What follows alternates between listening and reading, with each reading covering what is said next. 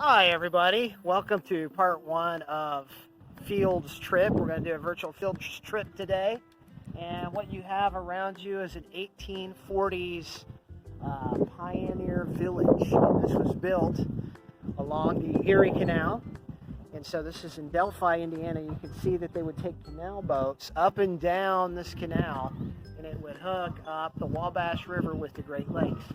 Now, what you're looking at is a view of what Indiana looked like in the 1840s. And in fact, I'm going to bring my cameraman over here. You'll see right here to my left a picture of what the canal boat actually looked like.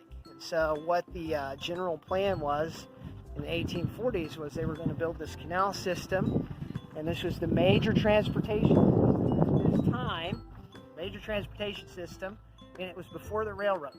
So it brought transportation from New York City all the way to the Mississippi River. And this is what an Indiana town would look like in the 1840s. You can see the cabins. If we come over this way, what you're going to see is a blacksmith shop, and none of this is open today.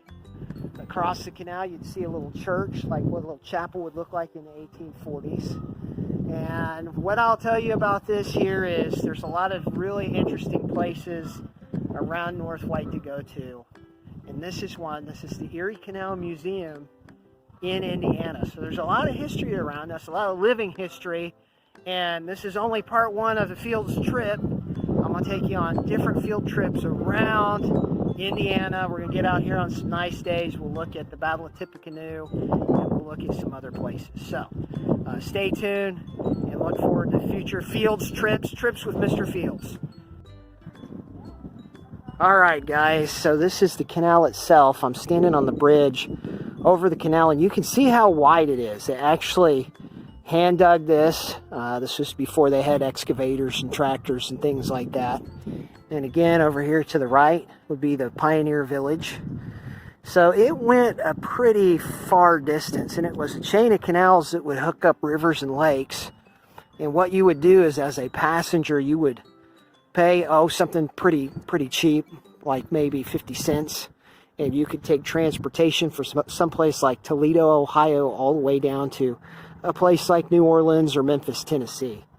Anyway, you can see the canal is pretty big, and what I'll do here in a minute is we'll walk down, we'll look at the grist mill, and I'll also take you onto the boat itself so you can see what it looks like. Okay, so behind me is the place where they would store the boats. And so even the boats and the mules that pulled the boats had to be stored. And so what they would do, if we get a close-up of this picture right here, you can see they would have a team of horses that would pull the boat. So here's the boy that's driving the horses, here's the boat, here's the boy. Now as you look further down the canal, what you'll see is that's a kiln, and that's where they'd make bricks. So just like on a rail line, they'd have little factories and stuff that would make things, and you could transport up and down the canal and deliver it to cities. This is also where we get a lot of migration coming out of Europe. So as the Irish came into New York, they would hop on these canals and come out into places like the Midwest, and that's why so many of you might have some Irish ancestry. And there it is. That is the Erie Canal. Okay, what we're looking at right now is a sawmill, a model of a sawmill. You can see the mill right there. And the water would run right through this trough coming from the river, and it would spin that wheel. Now, they had typically two types of mills. One was a flour mill or a corn mill, and you could take your corn or your flour and you could have it ground by a groundstone in the mills. Or you'd have something like this, which would be a sawmill, and this would be connected to a saw, and people would bring in trees, and they would cut those into the clapboards, and you can see the clapboards on the house. So the house is made of what we call clapboards, and they would take those big saws, circle saws, and they would saw boards out of the tree trunks that they brought in. So what I'm standing on is a model of a tow bridge. So what they could do is a bridge like this would be over the canal, and they could rotate this bridge out of the way of the canal boats. So the canal boats would come down the canal, and as they did, they'd have a crank, and they could rotate this bridge out of the way of the canal boat, and then the canal boat could go on through. Okay, now this path might not look like much, But what this path is, besides the canal, is the path that the horses would pull the canal boat from. So the horses would be hooked to the team, and as the canal boat's floating out here in the canal, they'd have a young man walking, probably just like me, along this path and mushing the horses along so that they could pull the canal boat in the direction that they wanted to go. Now, that canal is big enough, or should be big and wide enough, for one canal boat to be on the right-hand side of the canal and another one going the opposite direction to be pulled on the other side of the canal. So you can see there's another path on the other side of the canal, and you might be on a canal boat as a passenger headed east and come across another canal boat going west. Okay, here is a picture of our 1940s or 1840s village. You can see the canal boat and what it would look like. You can also see the different log cabins, and out here you see the village itself. So these are houses that Americans would be living in the 1840s. Over here you can see 1834 Wide Water School number 3. So that'd be a little schoolhouse right there. And then a 2-floor cabin. You've got the papermaster shop. There's probably a blacksmithery in this little town somewhere. But this would be a typical little village that you might see in Indiana in the 1840s, 1830s. This would be after the Battle of Tippecanoe, after the War of 1812. The Native Americans had been cleared out by this point, and you had a lot of settlement going along, especially along the rivers and following these canals out into the countryside. Oh, there's the blacksmith shop. Dan's blacksmith shop.